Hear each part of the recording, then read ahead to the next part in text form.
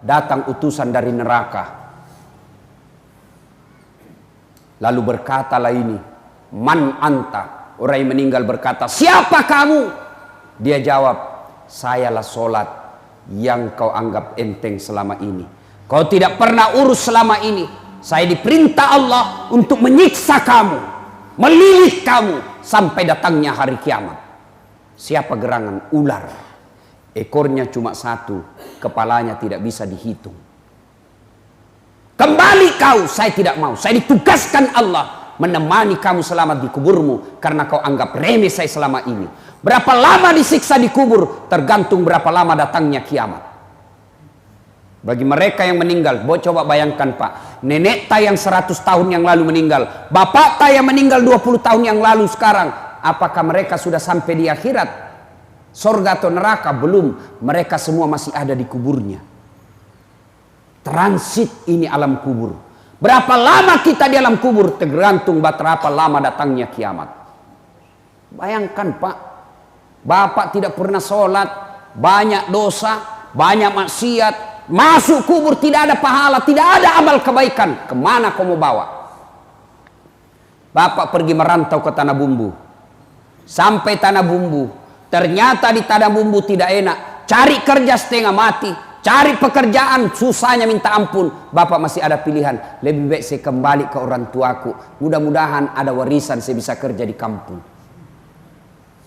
Tapi kalau bapak masuk di kubur menderita, tidak ada enaknya, disiksa selama-lamanya, tidak ada istilah pulang. Mondronokko tuh masuk di kubur, kau disiksa, kau suka atau tidak, kau tinggal di situ menikmati itu siksaanmu. Maka kalau ada pejabat Pak menyalahgunakan jabatannya, kau bisa lolos di dunia, demi Allah kau tidak akan lolos dari alam kubur.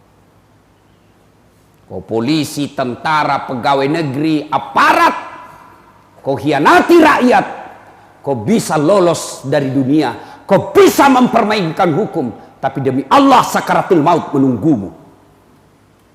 Dan begitu kau masuk di alam kubur, tidak ada satupun pasukan yang bisa membelamu kecuali amal kebaikanmu.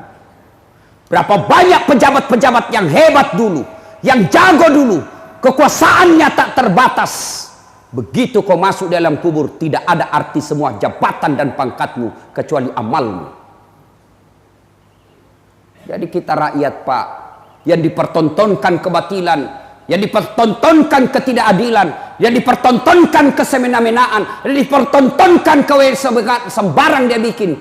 Dalam hatiku pigau moi melek, bikin kau apa yang kau mau. If'al amasita, if'al masita, fa innaka mayyitun. Kata Nabi, bikin maka apa yang kau mau bikin, lakukan apa yang mau kau lakukan, tapi ingat pasti kamu mati.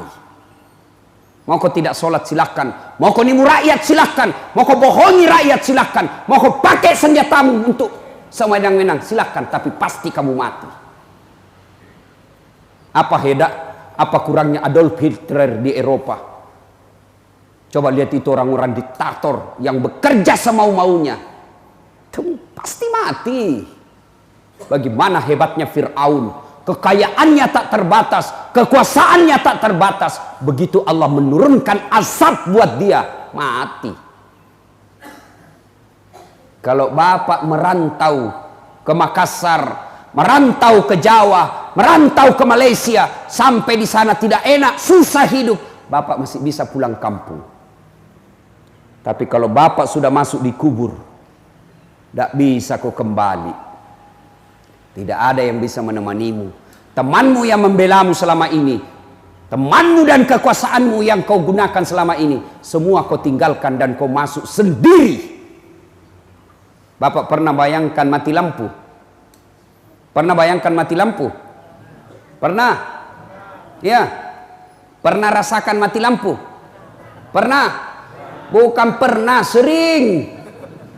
Bagaimana seandainya mati lampu di rumah, tiba-tiba ada ular masuk. Mati lampu, gelap, tiba-tiba ada ular sanca masuk, ular beracun. Bagaimana bapak panik toh? Langsung lompat naik di meja.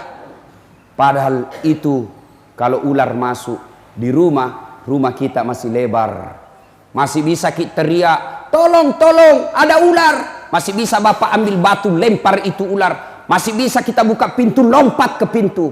Tapi begitu masuk Bapak dikubur, diikat kain kafan, ditindis tanah, mati lampunya bukan sehari, tapi mati lampunya selama-lamanya. Yang bisa menolong engkau di kuburmu, bukan kekuasaanmu, bukan jabatanmu, bukan senjatamu, bukan uangmu, tapi yang bisa menolongmu adalah amal-amal kebaikanmu. Maka selama masih hidup, hati-hati, berbuat baiklah. 3 yang menemanimu, hartamu, keluargamu, amal kebaikanmu, hanya amal yang setia menemanimu. Sudah kembali orang, ini muka tak. Ibu-ibu mukanya yang selalu dikasih sabun, selalu dilicin-licin, selalu dikasih enak-enak. Begitu ibu mati, nih lubang hidungmu, cacing masuk. Perut yang selalu kita carikan uang, kita menghalalkan segala cara supaya perut bisa diisi. Demi Allah, begitu masuk di kubur, membengkak perutmu. Bengkak perutmu, meledak. Semua cacing masuk ke dalam perutmu. Dan pada saat itu, tidak ada pertolongan kecuali amal-amal kebaikan. Asa ngoge pasang kamu ikedomu. Pigau ya pakai melukmu pigau. Bikin maku apa yang kau mau bikin. Tapi ingat, pasti kau masuk di kubur. Dan begitu semua kembali orang Pak, paling nak ingat ki orang 1-2 hari. Selama 2 minggu masih nak ingat ki, baiknya kodong itu dasat.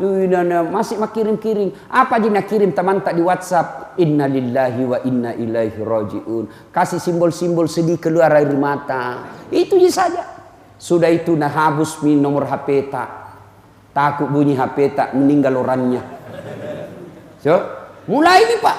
Nama tak sudah bukan lagi dasat, tapi mulai lagi dipanggilnya apa? Almarhum. Harta tak mulai nak ambil orang, istri tak kawin lagi.